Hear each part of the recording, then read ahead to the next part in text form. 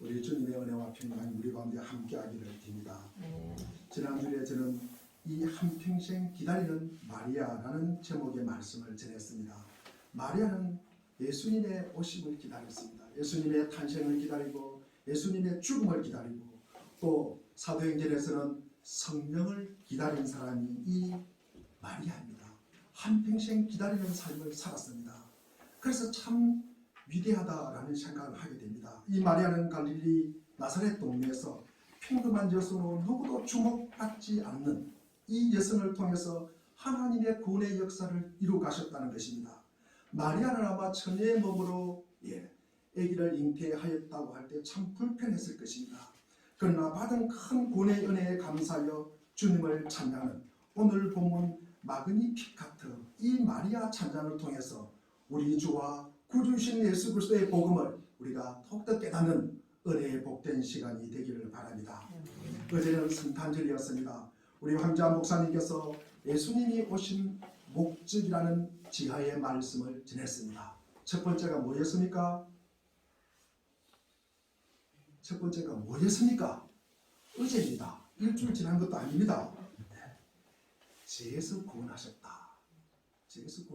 두 번째는 하나님께서는 이 섬김의 본을 갖다가 우리 주님께서 보여주시기 위해서 오셨다. 그리고 하나님의 세 번째는 하나님의 말씀을 이루기 위해서 이 땅에 오셨다. 우리 주님께서 예수님께서 오신 목적 세 가지를 말씀을 드렸습니다. 오늘 저는 이 마리아 찬양, 그러니까 마그니 피카트라는 이 마리아 찬양을 통해서 그분이 이 땅에 왜 오셨을까? 라는 말씀으로 저에게 은혜 받는 시간이 되기를 바랍니다. 그분이 올 때 그 당시 그 땅에는 이 땅도 마찬가지입니다. 우리 에베소서 2장 2절에 보면은 마치 공중근세 잡은 통치자, 그러니까 악과 죄악의 세력이 모든 것을 다스리고 있는, 조종하고 있는 이런 존재가 날뛰고 있을 때였습니다. 이런 악한 마귀를 멸하기 위해서 오셨다. 특히 우리가 성탄 시절이 되면은 하나님의 이 땅에 오셨다. 우리 주 예수 그리스도께서 베들레헴에서 탄생하셔서 이로 인해서 우리가 그전에 그런가 보다 그렇게 우리가 알고 있더라도 희미하게 알았는데 이 마귀의 역사와 그 활동이 우리가 예수님의 오심으로써 더 선명하게 우리가 알게 되고 거기서 빚어진 이 사악한 결과가 어떤 것인가를 우리는 알게 되는 것입니다. 볼 수 있게 되었다는 말씀입니다. 우리의 성탄절은 세상 사람들 입장에서는 참으로 들뜨고 그리고 참으로 행복하고 그리고 막연한 감정에 들뜬 감정에 친목을 도모하면서 술을 마시는 그런 기회를 갖다가 삼지만 다른 또 이 생각하는 이들은 특히 우리 믿음의 사람들은 사람들에게 뭔가 근면합니다. 그분의 오심의 본질을 우리에게 알아가게 하는 것입니다. 그러면서 그분의 선의를 우리가 실천하도록 권고를 하는 것입니다.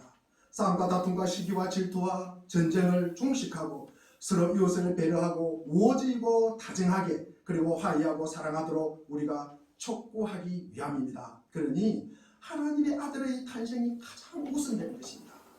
우리가 특별히 신약에서는 우리가 믿음의 삶을 사는 우리에게는 이 하나님의 아들의 탄생, 이 하나님의 아들이 오셨다는 것이 우리의 삶의 주제가 되어야 됩니다. 가장 중요한 핵심이 되어야 되는 것입니다. 이 우리가 주제를 가슴에 안고 우리가 기도하고 찬양하고 예배하는 것입니다. 마귀는 이 성탄의 의미를 갖다가 우리가 잘못 이해하고 잘못 생각하고 오해하고 그리고 왜곡하도록 너무나 애쓰고 있기 때문입니다. 그래서 우리가 정신을 차려야 된다는 말씀입니다. 예수님이 오신 이 성탄의 메시지는 참으로 좋은 소식입니다. 예수님의 탄생은 선포입니다. 분명하고 확실한 선포입니다.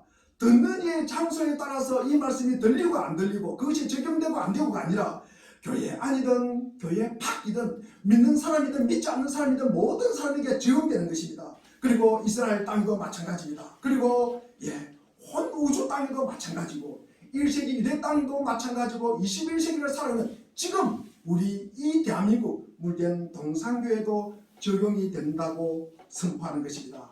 오늘 본문 앞부분을 보면은 이 사가라와 그리고 엘리사벳이 나옵니다. 그는 자녀를 기다렸습니다. 오실 메시아를 알리는 사람, 이 요한을 참으로 기다렸습니다. 그러나 마리아는 기다리지 않았습니다. 마리아는요, 기다리지도 않았고 한 번도 생각해 보지도 않고 한 번도 상상해 보지도 않았습니다. 그런 처녀였습니다. 그런데 누가복음 1장 28절에 보니까 기뻐하리라, 은혜를 입은 자여 평안할지어다. 주님께서 그대와 함께 하신다고 하였습니다.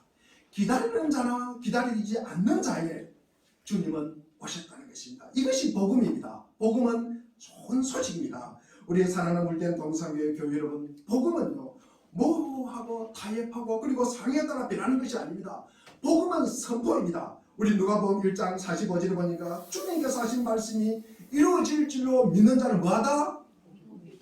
복이 있다고 하였습니다. 우리 45절 한번 읽어보겠습니다. 자, 시작. 주께서 하신 말씀이 반드시 이루어지라고 믿는 그 여자에게 복이 있다고 하였습니다. 그러나 세상은 이 복음을 받고도 마귀의 부추김에 넘어가서 자기 생각 안에 있는 이 다른 것으로 왜곡을 시킨다는 거죠. 우리 안에는요, 온갖 잡다한 것이 있습니다. 좋은 소식도 있고 나쁜 소식도 있고 하나님을 사모하는 마음도 있고, 일부는 뭡니까? 또 하나님을 대적하고 저주하는 마음도 같이 있는 것입니다. 우리 안에는 그것이 같이 혼합되어 있습니다. 그런데 주의 복음의 말씀이 들어오면은 이것이 뭡니까? 우리가 하나님을 사모하는 말씀하고 결부가 되어야 되는데, 하나님을 저주하는 마음, 하나님을 멀리하는 마음하고 이것이 결부가 되어가지고 이것을 우리를 왜곡시킨다는 말씀입니다. 그것이 복음의 선포를 갖다가 부정하는 것입니다. 이거는 복음의 선포를 갖다가 거부하는 것입니다. 가령 우리가 중대 발표가 있습니다. 좋은 소식이 있을 것이다. 이 사실 이 이야기는 구약 때부터 계속 우리에게 예고해 오신 말씀입니다. 보십시오. 뭔가가 이루어질 것입니다. 하나님이 하실 것입니다. 하나님께서 뭔가 행하실 것입니다. 이렇게 선포하고 선언이 이루어지고 우리 모두가 기다렸습니다. 그런데 기다려도 오지 않아요. 너무나 많은 시간이 지나가요. 그리고 많은 사람들이 다 까먹었어요. 아, 그런 이야기가 있었나? 그런 얘기가 언제지? 아주 옛날? 예. 그렇게 생각하는 그때 어느 날 드디어 마침내 그 일이 이루어졌다는 것입니다. 좋은 소식은 하나님으로부터입니다. 사람으로부터 좋은 소식은 있을 수도 있고 없을 수도 있습니다. 사람은요, 우리 인지에 그리고 우리가 이해하는 데 한계가 있습니다. 사람은요, 이 시간적인 그리고 공간적인 제약하에 있기 때문에 우리는 오해도 하고 편견을 갖다가 가집니다. 인간은 늘 자기 목소리를, 자기 목적을 가지고 인간은 자기 수단으로, 인간은 자기의 언어로 살아간다는 것입니다. 그래서 자기의 경험 그리고 이 자기의 사고의 틀 안에서 움직입니다. 그래서 사람으로부터의 좋은 소식은 어느 누군가에게는 좋은 소식이 되지만 또 다른 사람에게는 나쁜 소식이 될 수 있다는 것입니다. 그러나 복음은 그렇지 않습니다. 하나님으로부터 오신 복음의 말씀은 누구에게나 좋은 소식이 되는 것입니다. 우리가 복음은 전적으로 하나님으로부터 나오셨다. 하나님이 하셨고 하나님이 지금 하고 계시고 그리고 하나님께서 하실 일에 대한 선포입니다. 제가 자주 하는 내용입니다. 이사야 52장 7절 그리고 이사야 40장 9절 10절 말씀에 보면은 좋은 소식, 아름다운 소식은 하나님이 통치하신다. 하나님이 다스리신다는 것입니다. 하나님이 다스리신다는 것입니다. 그래서 이 말씀은 또 누가복음 우리가 1장 68절을 보면은 우리 사가랴가 또 한 말입니다. 우리 한번 읽어보겠습니다. 시작. 찬송하리로다 주 이스라엘의 하나님이여 그 백성을 돌보사 속량하셨다. 하나님이 그 백성을 돌보시고 속량하셨다는 것입니다. 속량하셨다는 무슨 말씀입니까? 자기 백성을 사기 위해서 대가를 지불했다는 것입니까? 지불했다는 것입니다. 누구를 대가를 지불했습니까? 예수님을 십자가에 피 흘리게 하는 대가를 지불함으로써 우리를 죄에서 구원하셨다는 것입니다. 하나님께서 이 외아들을 주고 이 백성들을, 그의 백성을 우리 하나님의 소유로 삼았다는 것입니다. 이것이 복음의 가장 본질적인 부분입니다. 마리아의 창가에도 이 이야기가 나옵니다. 하나님이 이 일을 하셨다. 하나님이 그 능력을 드러나셨다. 그리고 이것이 성탄의 핵심입니다. 그래서 주님의 오심의 본질입니다. 인간이 하고 해고 하는 일이 핵심이 아니라 하나님이 하셨다. 하나님의 핵심이고 하나님이 본질입니다. 하나님이 하셨습니다. 하나님께서 하신 일을 누가 알았습니까? 우리가 한번 따라하겠습니다. 하나님께서 하셨습니다. 하나님께서 하셨습니다. 그러면 하나님께서 하신 일을 누가 알았습니까? 대제사장이 알았습니까? 서기관이 알았습니까? 몰랐습니다. 바리새인들이 알았습니까? 몰랐습니다. 누가복음 2장에 보니까 누가 알았습니까? 목자가 알았어요. 목자가. 이 목자가 한밤중에 양떼를 지키는 이 목자가 알았다는 것입니다. 이전에 수천 번 들었던 내용입니다. 좋은 일이 있을 것이다. 오실 것이다. 그런데 아무도 기대하지 않고 있던 그때에 그것을 알아본 사람이 목자입니다. 목자입니다. 그래서 우리 주님은 이렇게 오십니다. 아무도 기대하지 않을 그때에 한밤중에 그것도 한밤중에 그렇게 오신 분이 우리 예수 그리스도이십니다. 그것을 온전히 하나님께서 하신 일입니다. 복음은 하나님의 강력한 일하심을 세상에 드러내는 기록이 복음입니다. 그래서 하나님의 능력을 드러내는 것입니다. 우리의 관심은 우리가 듣겠습니다. 하나님께서 무슨 일을 하셨습니까? 바로 이것입니다. 우리가 다른 말로 다른 방식으로 다시 한번 제가 말씀을 드리겠습니다. 이 말은 복음은 우리에게 뭔가 하라고 촉구하는 것이 아닙니다. 말씀에 순종하세요. 말씀에 충성하세요. 교회에 봉사하세요. 그런 말이 아닙니다. 우리 주님이 오셨으니 이때 우리가 한번 정신을 바짝 차리고 우리가 이때를 활용할 기회를 삼아야 된다. 하나님께서 우리가 함께 궁리하시고 우리가 함께 행동하고 그리고 우리가 함께 화해하고 우리가 함께 평안을 누리고 애써야 된다. 우리가 하는 것이 아닙니다. 이것은 살짝 우리 복음에 대한 모조품이 될 수 있습니다. 하나님이 하시는 것이 아니라 우리에게 하라고 권면하는 것은 이것은 살짝 복음의 모조품이라고 할 수 있습니다. 복음은요 무슨 정치성이 짙은 그런 것 아닙니다. 우리가 뭐 해야 할 것, 우리가 뭐 드러나고 우리의 능력이 드러나고 우리가 실천을 하고 우리가 옮기고 어떤 그런 정신이 아닙니다. 그것은 복음이 아닙니다. 복음은 하나님의 놀라운 역사에 관한 선언입니다. 성경 전체가 그 이야기를 하고 있습니다. 하나님의 활동에 관한 기록이 뭡니까? 성경입니다. 성경. 하나님이 창조하셨어요. 인간이 타락한 후에는 하나님께서 인간의 몸으로 이 땅에 오셨어요. 하나님께서 한 나라를 만드시고 하나님께서 그 나라에 왕들을 주시고 그리고 선지자들을 보내주시고 주의 종들을 보내주시고 하나님이 그 백성들을 자기 백성으로 삼았다는 이 구원의 내용이 성경의 전체 내용입니다. 우리 갈라디아서 4장 4절 말씀을 우리가 한번 읽어보겠습니다. 4장 4절입니다. 시작. 때가 차매 하나님이 그 아들을 보내사 여자에게서 나게 하시고 율법 아래 나게 하신 것은 그렇습니다. 때가 찼대요. 시간이 됐대요. 그때 하나님이 그 아들을 보내셨습니다. 복음은요 우리가 엉뚱한 인간의 열심을 갖다가 왜곡하고 인간의 열심을 부추기는 그런 게 아닙니다. 복음은요 하나님께서 독생자 안에서 행한 일을 갖다가 선포하는 것입니다. 우리는 그것을 보는 것입니다. 그로 인해서 우리는 은혜를 받는 것입니다. 그 은혜 받은 자들이 움직이는 것입니다. 움직이는 것입니다. 마리아 장가는 이 하나님을 통해서 이 하나님이 하신 일을 통해서 우리가 더욱더 선명하게 더욱더 분명하게 우리가 그분이 하신 일을 밝혀주는 것입니다. 구체적으로 하나님께서 하신 일은 우리 에레미야 1장 10절 말씀을 한번 보겠습니다. 에레미야 1장 10절 말씀입니다. 없습니까? 그래요. 우리 에레미야 1장 10절 말씀을 찾아보겠습니다. 자, 오늘 제가 중요한 말씀이니까 제가 아마 빠뜨린 것 같습니다. 에레미야 1장 10절 말씀을 찾아보겠습니다. 우리 같이 찾아서 읽어보겠습니다. 우리 구약성경 천공 50페이지에 있습니다. 우리 에레미야 1장 10절 말씀을 한번 읽어보겠습니다. 우리 다 찾았습니까? 1장 10절입니다. 시작. 보라 내가 오늘 너를 여러 나라와 여러 왕국 위에 세워 내가 그것들을 꼭꼭 파괴하고 파멸하고 넘어뜨리며 건설하고 심게 하였느니라 하시니라. 하나님께서 하신 일 중에 뽑는 것은 뽑아버리고 그리고 파괴할 것은 파괴하고 넘어뜨릴 것은 넘어뜨린대요.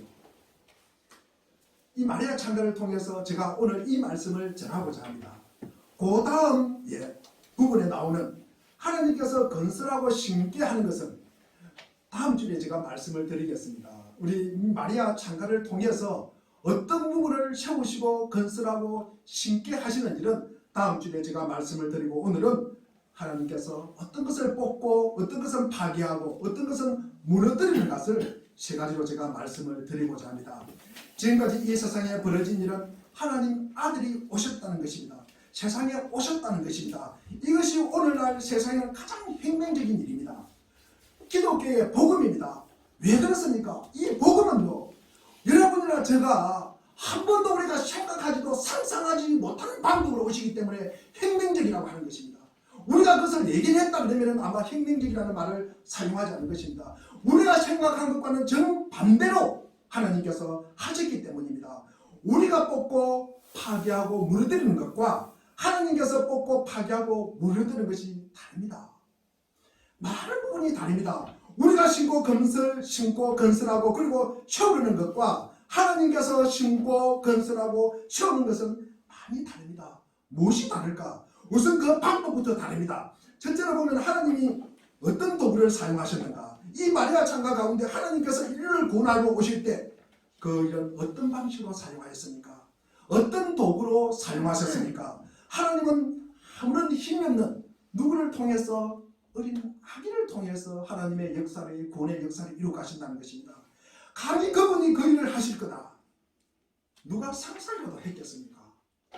그분이 아기로 오셨다, 그분이 말구로 오셨다, 이것을 누가 상상이라도 했겠습니까?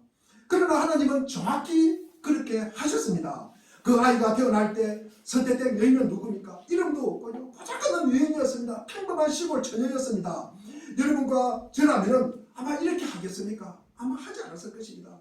세상은 당연히 그런 방법으로 절대 안 합니다. 이런 도구를 사용하지 않습니다. 제가 얼마 전에 봤는데 아주 유명한 프로야구 선수가 은퇴식을 할 때 보니까, 그것도 밤에 하늘에서 마차를 타고요, 추포를 쏘고요, 나팔을 불고요, 이 한갓 우리 대한민국의 프로야구 선수 한 명이 은퇴식 하는데도 그렇게 하더라고요. 참 대단하다. 얼마나 대단합니까? 마차를 타고 내려와요, 하늘에서. 그렇게 성대하게 하더라고요. 그것도 시작도 아닌 마지막을. 그러나 그것은 하나님의 방법이 아닙니다. 또 하나님의 아들이 세상에 오신다고 우리가 찾으시는 가장 위험하고 그리고 영광스러운 사람을 통해서 오실 거라고 생각합니다. 그러나 하나님은 아무도 우리가 생각하지도 않고 들어본 적이 없는 그 여인을 선택합니다. 우리 모두의 생각을 뛰어넘는 결정입니다. 한 번도 우리가 그렇게 생각해 본 적이 없습니다. 그러니까 하나님은 좋은 것만 생각하는 것이 아니라 그 밖에 다른 것도 우리가 생각을 할 수 있다는 거예요. 우리가 가장 밑에 끌어 갔다가 하나님이 선택하기 때문에 그 위에 모든 것을 우리는 볼 수가 있다는 것입니다. 그것이 하나님의 방법입니다. 그리고 그 아이가 어디서 태어났습니까? 하나님의 아들은 세상에 오실 때 어디에서 태어났습니까? 그분이 어디에서 태어날 것이라고 생각을 하셨습니까? 그분이 이 땅을 구원하신다, 그런 어마어마한 일을 하는데 어떻게 그분이 오실까? 아마 수억만을 들인 아마 궁전에서 태어나지 않을까? 근데 그렇지 않지 않습니까? 그분은 가축 있는 마구간에서 태어나서 구유위에, 지푸라 위에 누워졌습니다. 우리가 생각하는 이 인간적인 개념을 우리가 버려야 됩니다. 우리는 너무 많이 가지고 있어요. 우리는 너무나 이 세상에 학습되어 있기 때문에 너무 많은 가진 우리가 예단을 나갔다가 하고 있기 때문입니다. 그래서 하나님의 생각은 우리의 생각과 너무나 다르다는 것입니다. 주님이 오시면 인간 사고의 극치가 아닙니다. 인간이 생각하고 생각하는 마지막, 그것이 아닙니다. 인간이 제안했던 모든 것의 확장이 아닙니다. 결론이 아닙니다. 복음은 그 모든 것과 정반대입니다. 인간의 생각과는 정반대라는 것입니다. 이것이 하나님의 방식이라는 것입니다. 오늘 본문에서 우리는 복음은 무엇을 무너뜨리는가, 이 복음은 무엇을 깨뜨리는 거고, 그리고 무엇을 파괴하는가, 인간 구원을 위해서 하나님이 행하심은 어떤 방식으로 파괴할까? 우리 누가복음 1장 51절을 우리 한 번 더 읽어보겠습니다. 시작. 그의 팔로 힘을 보이사 마음의 생각이 교만한 자들을 밝히셨다. 그의 팔로 힘을 보이셨다. 인간의 교만을 헛되셨다는 것입니다. 누가 누구를 헛되셨습니까? 하나님께서 교만한 자를 헛되셨다. 하나님께서 교만한 자를 갖다가 깨뜨리셨다는 것입니다. 하나님께서 마음의 생각이 교만한 자, 이 자기 마음의 추억 능력이나 이해 능력을 다른 사람보다 뛰어나다고 하는 자, 이 교만한 자들은 자신을 다른 사람보다 높이 두는 사람입니다. 제가 남들 위로 자기 모습을 나타내는 자, 이 자들이 교만한 자다. 자기 중심으로 살아가는 자입니다. 그래서 이 시대상을 반영해서 2000년 전이나 지금이나 마찬가지입니다. 이 마음의 생각이 오만하고 교만한 사람들을 그때도 있었고 지금도 있습니다. 자신의 역량이 최고요. 자신이 알고 있는 지식이 전부요. 그리고 예력과 그 두뇌와 이 사고 능력을 대단히 자랑하고 있습니다. 그 일을 성경은 무엇이라고 말씀합니까? 우리 마태복음 11장 우리 25절 말씀을 우리가 한번 읽어보겠습니다. 시작. 그때 예수께서 대답하여 이르시되 천지의 주제이신 아버지여 이것을 지혜롭고 슬기 뜻한 자에게는 숨기시고 어린 아이들에게는 나타내심을 감사합니다. 어린 아이처럼 순수해야 한대요. 어린 아이처럼 순수해야 하나님을 만날 수 있는 것입니다. 어린 아이처럼 순수해야 예수 그리스도의 오심을 알 수가 있는 것입니다. 예수 그리스도의 오심의 그 의미를 갖다가 막 깊이 담을 수가 있습니다. 인간적인 자랑과 인간적인 중심으로는 우리가 하나님의 오심, 하나님의 뜻, 하나님의 말씀을 우리가 이해하고 받아들이기에는 너무나 갭이 있습니다. 거리가 있습니다. 너무나 힘들다는 말씀입니다. 스스로 지혜롭고 똑똑한 사람들, 철학자나 위대한 지성인들, 하나님 때문에 당황합니다. 혼란스러워합니다. 그들은 하나님께 질문합니다. 하나님은 궁지에 몰아넣어서 덫에 걸리게 하려고 온갖 생각을 다합니다. 그들은 하나님을 믿지 않습니다. 그들은 자기 생각에 갇혀서 꼼짝하지 않는 사람입니다. 반면에 어린아이들, 순수한 자들은 하나님 나라로 몰려간다는 것입니다. 교만한 자들은 자신의 지식을 자랑해요. 지혜를 자랑해야 합니다. 그리고 지성을 갖다가 뽐냅니다. 이들은 하나님의 지혜와 하나님의 능력과 구원의 길을 거부하는 자들입니다. 교만한 자들은 자기를 과대 포장합니다. 그래서 자기를 보지를 못한다는 것이에요. 자기를 보지 못한다. 오헬리가 쓴 이 단편소설 내용 중에 이런 내용이 있습니다. 젊은 청년이었습니다. 어릴 때 시골에서 같이 이렇게 짝꿍이도 하고 같은 학교에 다니고 조그마한 시골에서 같이 참으로 좋아했던 여자아이가 있었습니다. 그런데 나이가 들어서 이 청년은 도시로 나가게 되었습니다. 도시로 나가서 살게 됐는데 사는 게 힘들다 보니까 소매치기도 하고 빙빙동도 뜯으면서 그렇게 살았어요. 그래서 어느 날 하루는 기분이 했던 핸드백을 날치게 하였습니다. 그래서 너무 기분 좋아요. 오늘 한 건 했다. 보니까 안에 금보석이 있어요. 그래서 너무 좋아가지고 어깨를 울쭉거리면서 너무 기분 좋아가지고 걸어가고 있었습니다. 그런데 저 멀리 마주오는 사람이 누구였습니까? 옛날에 자기가 그렇게 좋아했던 그 여자아이예요. 여자는 뭐로 여성이 되었겠죠. 그래서 너무 좋아가지고 같이 만났습니다. 만나서 보니까 그 여인은 옛날 그대로 청순하고 순수하고 너무나 깨끗한 여인으로 되어 자라 있는 겁니다. 근데 자기는 보니까 너무나 변해 있잖아요. 자기는 너무 변해 있잖아요. 그 모습을 보면서 하나님, 나는 어떻게 이렇게 변했습니까? 자기가 누구인지를 알지를 못하는 거예요. 자기가 누구인지를 알지를 못하지만도 그 옛날에 살아가는 그 여인을 보면서 내가 누구인가를 아는 거예요. 내가 누구인가를 아는 거예요. 나는 핸드폰 훔쳐가지고 좋아했는데 그것이 지나는 사실을 갖다가, 그리고 이것이 변해 있다는 사실을 갖다가, 그리고 이것이 타락의 길이라는 것을 갖다가 그때 아는 거예요. 그때 아는 거예요. 자기는 잘하고 있다고 했습니다. 그런데 자기를 알게 된 거예요. 그 여인을 통해서 내가 누구인가를 알게 됐다는 것입니다. 그래서 자기가 누구인가를 아는 사람은 뭡니까? 내가 무엇을 해야 되는 것을 아는 사람이 되었다는 것입니다. 두 번째로 무엇을 깨뜨리냐? 처음에는 무엇을 깨뜨렸습니까? 교만을 헛으셨다. 오늘 두 번째로는 인간의 건실을 깨뜨렸다. 따라하겠습니다. 한번. 인간의 건실을 깨뜨렸다. 인간의 건세를 깨뜨렸다. 인간의 건실을 파괴하는 것입니다. 우리 52절을 한번 읽어보겠습니다. 52절입니다. 오늘 본문 52절 시작. 근심 있는 자를 그 위에서 내리치셨으며 비천한 자를 높이셨고 근시에 있는 자를 그 위에서 내리치셨다고 성경은 기록하고 있습니다. 하나님은 언제나 이 일을 하기 위해서 오셨습니다. 그분은 사람들 마음에 있는 이 궁극의 죄가 뭐냐? 교만이라는 거예요. 다른 사람보다 자기가 높다는 거예요. 자기 자랑이라는 것입니다. 자기가 다른 사람보다 높으니까 자랑을 하는 거예요.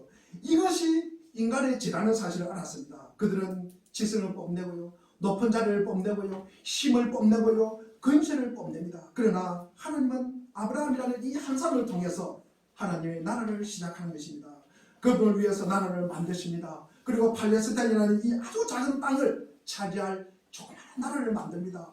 그분의 작은 나라는 그 주위에 아수르, 바벨론뿐만 아니라 니느웨 온갖 강력한 왕조들이 그 한복판에 이스라엘이 그 한 덩어리가 차지하고 있습니다. 그것도 가운데 이것이 하나님의 방식입니다. 하나님은 언제나 그분의 백성들을 들어서심으로써 이런 강력한 나라들 조롱하고 부끄럽게 그리고 넘어뜨리게 하는 것입니다. 이러한 사실은 우리 사무엘상 17장의 다윗과 골리앗 이야기에서 분명하게 드러내주고 있습니다. 힘 있는 자리 강한 골리앗입니다. 골리앗은 온 세상을 파괴하려고 어른거립니다. 누구도 감히 덤비지를 못합니다. 그런데 품내기 소년 다윗이 무맷돌과 그리고 물매와 돌멩이 5개로 골리앗을 쓰러뜨립니다. 아무도 상상하지 못한 일이 일어납니다. 어린 소년이 폭군 같은 이 적을 갖다가 쓰러뜨렸다. 이것은 세상을 다루시는 하나님의 방식입니다. 하나님께서 근시에 있는 자를 그 위에서 내리치셨다는 말씀입니다. 하나님께서 하시는 방식이 최고입니다. 왕의 왕 주의 주께서 이 세상에 오셨을 때 마구간으로 임하신 것처럼 하나님께서 감사하게도 이것이 우리에게 복음으로 주셨고 구원의 길이라는 사실을 알려주시는 것입니다. 하나님은 우리가 그동안 생각했던 모든 것, 우리가 자랑했던 모든 것을 뒤엎으십니다. 근시에 있는 자들은 하나님께서 그들을 그 자리에서 끌어내실 것입니다. 전에도 그랬고 지금도 그랬고 앞으로도 그럴 것입니다. 누군가 일어나 자신이 이 나라를 다스릴 것이다. 온 세상의 신이 될 것이라고 선포하더라도 두려워할 필요가 전혀 없습니다. 겁낼 것 없습니다. 마귀와 그자에 속한 자들은 마침내 본문에 들어가 영원히 멸절될 것이라는 것입니다. 하나님의 아들은 그 일을 하시고자 세상에 오셨습니다. 무레 터스라는 참 가난한 학자가 있었습니다. 이 학자는 너무 가난해서 그리고 가난하고 그렇게 해서 병이 들었습니다. 그런데 어디 갈 데가 없어서 지금 하면은 이제 시립병원 정도 무료로 고쳐주는 병원에 아마 입원을 한 것 같습니다. 그런데 의사들이 이런 이야기를 하는 거예요. 라틴어로 막 이야기를 합니다. 자기들끼리 이 사람은 아마 우리 실험 도구로 쓰자. 실험 도구로 썼으면 좋겠다. 그러는 거예요.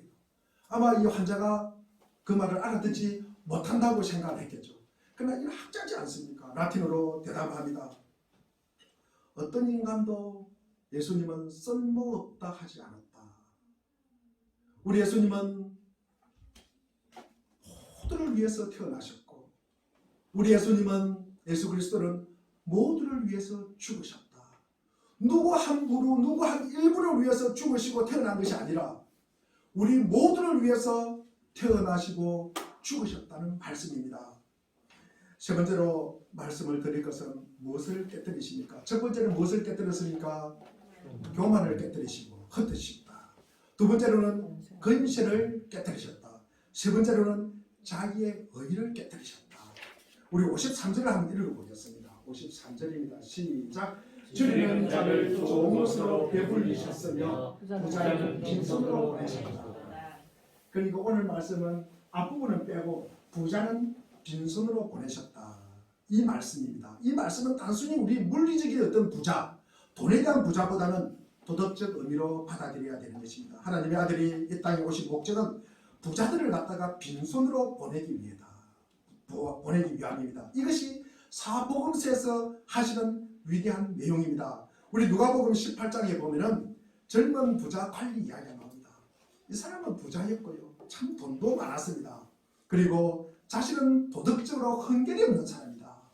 우리 18장 21절에 뭐라고 이야기하는지 한번 보겠습니다. 18장 21절입니다. 시작. 여차오되 이것은 내가 어려서부터 다 지켰나이다. 어려서부터 지켰다는 게 뭡니까? 십계명을 잘 지켰다는 거예요. 십계명을 다 지켰다. 내가 사람도 죽이지 않았고 내가 사람을 도둑질한 것도 없고 가늠하지도 않았다. 그 이야기입니다. 내가 다 지켰다. 그런데 그랬습니다. 그래서 도덕적으로 윤리적으로 어렵고 참으로 자기는 부유하다. 모든 것을 다 지켰기 때문에 그래서 어그럽다고 자부하는 자들은 하나님의 아들 베들레헴의 말 구유에서 누워있는 이 아기의 얼굴을 들여다보고 그 말씀에 귀를 기울여 넣었을 때 그 관리는 어떻게 했습니까? 예수님을 만나고 근심하여 떠났다고 성경은 기록하고 있습니다. 교만한 마음을 가지고 어렵다고 자기가 자부하는 마음을 가지고 그리고 어린 양을 따른다고 자기는 자부하는 사람은요 하나님을 만났을 때 하나님의 얼굴을 뵀을 때 예수 그리스도를 만났을 때 근심하여 떠나는 것입니다. 그의 어려움은 겉만 분질을 한 것입니다. 그의 문제는 가식과 외식과 그리고 형식과 거칠애로 뒤덮여 있는 것입니다. 이게 바리새인의 문제입니다. 그래서 그들은 주님을 미워합니다. 주님을 미워합니다. 그리고 예수님을 죽이기로 공모를 합니다. 왜 그랬습니까? 왜 그랬습니까? 예수님을 만나니까 자기 마음이 불편한 거예요. 예수님을 만나니까 그들을 빈손으로 돌려보냈기 때문입니다. 빈손으로 돌려보냈기 때문에 이 사람을 죽이자. 그렇게 공모를 하는 것입니다. 그분을 만나기 전에는 이 마을 구에 있는 그분의 얼굴을 들여다보기 전에는 스스로 자신이 굉장히 자기의 삶에 만족을 했어요. 굉장히 행복했습니다. 그런데 이런 생각을 하는 거죠. 나 참 좋은 사람이야. 나 규범을 잘 지키는 사람이야. 이 사람보다는 좋고 저 사람보다는 뭡니까? 훨씬 낫고 그리고 좋은 일 많이 하고 나 괜찮은 사람이야. 나 교회 봉사도 하고 나 너무나 괜찮은 사람이야. 누가복음 11장 18절에 보니까 바리새인이 하는 이야기입니다. 나는 세리와 달라. 나는 죄짓는 저 인간하고는 달라. 나는 세리와 같지 않음에 감사해. 나는 얼마나 자신이 어렵고 그리고 믿음이 좋다고 자랑하는 일을 모르는 것입니다. 나는 하나님 말씀 다 지켜. 나는 하나님 말씀대로 살았어. 항상 우리가 설교에 보면은 우리 마태복음 5장 3절에도 심령이 가난한 자는 복이 있다. 자기의 의가 충만한 사람은 심령이 가난할 수가 없습니다. 우리 5장 5절에도 온유한 자는 복이 있다. 자기의 의가 충만한데 어떻게 온유하겠습니까? 우리 5장 6절에 보니까 의에 줄이고 목마른 자는 복이 있다고 했습니다. 자신의 의를 뽐내고 자신의 의를 자랑하는데 그 자가 복을 받을 수 없는 것입니다. 그래서 빈손으로 간다는 것입니다. 빈손으로 돌려보냈다는 것입니다. 우리가 수리예배 드릴 때 계시록 14장 4절 5절 말씀을 드렸습니다. 우리 계시록 14장 4절 5절 말씀을 우리 한번 읽어보겠습니다. 시작. 이 사람들은 여자와 더불어 더럽히지 아니하고 순결한 자라 어린 양이 어디로 인도하는지 따르는 자며 사람 가운데서 속량을 받아 처음 입는 열매로 하나님과 어린 양에게 속한 자들이니 그 이들은 거짓말이었고 헛먹는 자들이라. 이 자들이 뭐합니까? 우리 성경에서 이야기하는 추상적인 의미이지만도 14만 4천에 속한다는 거예요. 이 자들이 뭡니까? 구원을 받는다는 거예요. 이 자들이 어렵다는 것입니다. 어떤 자? 하나님의 순결한 자예요. 하나님의 어린 양의 어디로 인도하든지 뭐하는 자? 따라가는 자라는 거예요. 어린 양이 어디로 인도하든지 어린 양이 좋은 길만 인도하는 것이 아니라 때로는 나쁜 길, 진흙탕 길, 물 튀기는 길, 흙탕 길을 가더라도 그 길을 어디로 인도하든지 따라가는 자가 누구라고요? 어려운 자예요. 이런 자가 순수한 자라는 것입니다. 이런 자가 처음 익은 열매예요. 하나님에게 그리고 어린 양에게 속한 자라는 것입니다. 속한 자. 이 자들이 뭡니까? 구원받은 자입니다. 하나님의 인치심을 받은 자라는 것이에요. 하나님의 이 천국이 예약되어 있는 자라는 것입니다. 우리가 참 주님 앞에 잠잠할 수 있을까? 제가 이제 대림절을 지나고 크리스마스를 지나고 오늘까지 설교를 하면서 제가 대림절 첫 주에 그런 말을 하였습니다. 아브라함의 이야기를 하면서 우리가 하나님의 언약의 성취보다는 우리가 하나님 앞에 가만히 있을 수가 있을까? 하나님 앞에 우리가 가만히 그 주님의 말씀 앞에 우리가 머물 수 있을까? 언약의 성취를 우리가 관심을 가지는 것보다 우리가 주님 앞에 가만히 머무는 것이 더 중요하다는 말씀을 들었습니다. 요즘 우리 시대의 유행어 중에 하나가 미친 존재감입니다. 자신의 존재의식이 지나치게 자신의 존재의식에 지나치게 매달리는 경향이 있습니다. 어디를 가든지 가만히 있지를 못합니다. 자기가 주목받아야 돼요. 자기가 관심을 받아야 돼요. 자기가 손뼉을 치고 칭찬을 들어야 돼요. 그렇지 않으면 뭔가 가만히 있으면 소외되는 것 같고, 뭔가 잘못한 것 같고, 뭔가 무시당한 것 같고, 뭔가 믿음이 없는 것 같고, 그렇지 않습니다. 우리가 진짜 주님 앞에 잠잠할 수 있을까? 잠잠할 수 있을까? 그것이 우리 자신을 갖다가 너무나 우리를 지나치게 과대 포장하는 거예요. 이 존재감이라는 것이 드러내려고 하면 이것이 뭡니까? 자기의 있는 그대로만 드러내는 것이 아니라 거기는 허위의식이 가미가 되지 않습니까? 그러다 보면 자신을 왜곡하는 거예요. 그러다 보면 자신이 누구인지를 모르는 것입니다. 자기 자신이 누구인지 모르니까 내가 경배를 받아야 할 사람인지 내가 경배를 하는 사람인지조차도 모릅니다. 자신의 정체성뿐만 아니라 자신이 처한 상황도 모릅니다. 그러니 자신이 무엇을 해야 할지도 모르는 것입니다. 정확한 진단이 없으니까 효과 있는 처방도 없습니다. 그에게 남는 것은 아무것도 없습니다. 빈손이라는 것입니다. 마음속에 분수에 넘치게 생각하는 사람들을 흩으셨다. 조그마한 힘을 지어줘도 휘두르기에 바쁜 자들은 그 자리에서 주님께서 끌어내리신다. 자기의 잘난 맛에 취하여 어린 양을 따르지 않는 자들을 빈손으로 돌려보낸다. 마리아는 그것을 보았다는 것입니다. 우리 마리아 창가에서 우리가 그녀는 번지는 그 한순간에 그것을 갖다가 어렴풋이 봤다는 것입니다. 하나님은 언제나 이 일을 하십니다. 인간을 자랑하는 모든 것, 그의 지성과 지혜와 지식, 그리고 이해력, 능력, 사회적 지위, 그리고 영향력, 의, 도덕적, 윤리, 기본 등 이 모든 것이 하나님의 아들로 말미암아 흩어지고 무너지고 파괴되는 것을 우리는 보지 않았습니까? 세상 사람들이 보지 못하는 것을 우리에게 보이게 하셨으니 오직 마음을 새롭게 하며 변화를 받아 하나님의 선하시고 기뻐하시고 온전한 뜻이 무엇인지 분별하는 은혜가 있기를 바랍니다. 기도하겠습니다.